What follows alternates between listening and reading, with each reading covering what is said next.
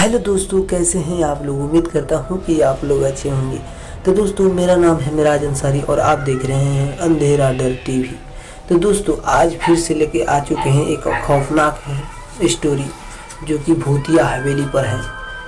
तो दोस्तों, बिना टाइम वेस्ट किए चलिए इस कहानी को शुरू करते हैं। दोस्तों, ये कहानी है राजस्थान के कोटा शहर की एक भूतिया हवेली के बारे में।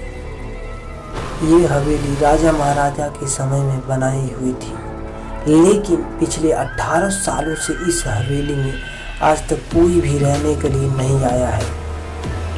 इच्छा होने पर भी इस हवेली में कोई भी नहीं रह पा रहा था, क्योंकि लोगों का कहना था कि इस हवेली में भूत प्रेत का साया है। जब अजीत सिंह को इस हवेली के बारे में पता चला तो उसने तय किया कि वो इस रहस्य को जानकर ही रहेगा।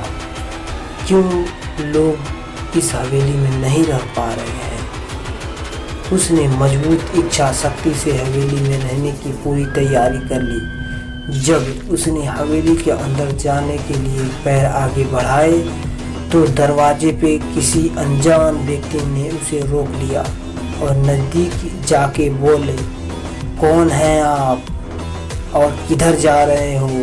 अजीत सिंह ने जवाब देने के बजाय उसने सामने सवाल किया, जी आप कौन। मेरा नाम अर्जुन सिंह है और मैं यहीं पास में ही रहता हूँ।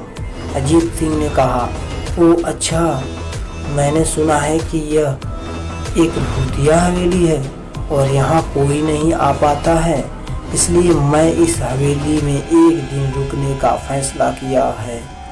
अर्जुन सिंह ने कहा, जी हाँ, आपने सही सुना है और आप भी अंदर मत जाइए। मेरी माने तो आप भी वापस लौट जाइए, यहाँ बहुत खतरा है। यह सुनकर अजीत सिंह खुश हो गया, जैसे उन्हें कोई लॉटरी लग गई हो। अर्जुन सिंह ने उसकी खुशी को देखकर बोला, आप क्यों खुश हो रहे हो। आपको भूत का नाम सुनकर डर नहीं लगता। शायद आपको पता नहीं होगा कि मैं भूत प्रेत में काफ़ी दिलचस्पी रखता हूँ। अगर इस हवेली में भूत है तो मैं अंदर ज़रूर जाऊँगा और सारी सच्चाई का पता भी लगाऊँगा। इतना कहकर अजीत सिंह उस हवेली में चले गए। अंदर जाके अजीत सिंह ने अपनी बैग को साइड में रखा और हवेली के चारों ओर देखने लगे। सारे रूम में भी चेक कर लिए। बाद में ड्राइंग रूम में आके सोफे पर बैठ गया। उसने वहां बैठकर दारू के 2-4 पैग भी लगा लिए। वहीं अचानक उस रूम में लाइट का एक बल्ब चालू बंद होने लगी, लेकिन अजीत सिंह ने उस पर ध्यान नहीं दिया। थोड़ी देर बाद दूसरा बल्ब चालू बंद होने लगा। फिर तो हवेली की सारे लाइट चालू बंद होने लगे। यह सब देखकर अजीत सिंह अपनी जगह से खड़ा हो गया और संपूर्ण सचेत हो गया। अचानक उसके सामने एक छोटा टेबल हवा में उड़ने लगा। करीबन 6 फुट हवा में ऊपर जाके गोल गोल घूमने लगा और बाद में अजीत की ओर तेजी से आने लगा। अजीत ने तुरंत ही अपनी जगह बदल दी और दूसरी ओर चला गया और वो टेबल वहीं जाके गिरा जहां अजीत खड़ा था। अजीत कुछ समझ पाता उतने में सोफे की सीट उसकी ओर आने लगी। वह जल्द खड़ा हो गया और छलांग लगा के दूसरी ओर कूद गया, जिसके कारण सोफा दीवार को टकराया और अजीत बच गया। अचानक सब कुछ शांत हो गया। अजीत ने चारों ओर सतर्कता से देखा और बड़ी आवाज में बोला, तुम जो भी हो सामने आकर बात करो। वहीं एक बड़ी परछाई उसके सामने आई। अजीत ने उस परछाई को देखकर बोला, कौन हो तुम और क्यों मुझे मारना चाहते हो।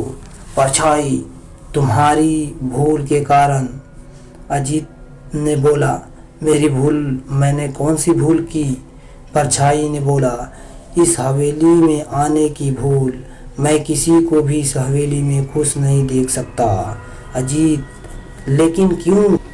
वो परछाई जवाब दिया, आज से 18 साल पहले इस हवेली के मालिक ने मुझे यहीं पे ही मार डाला था। मेरी कोई गलती भी नहीं थी। इस कारण की वजह से मेरी आत्मा इस हवेली में भटकती रहती है। मैं किसी को भी इस हवेली में नहीं रहने दूंगा, क्योंकि इस हवेली में मेरा खून हुआ था। इस हवेली में जो भी है रहने के लिए आएगा उसकी मौत होगी। अजीत सिंह ने कहा, मैं तुम्हें अपने असली रूप में देखना चाहता हूँ।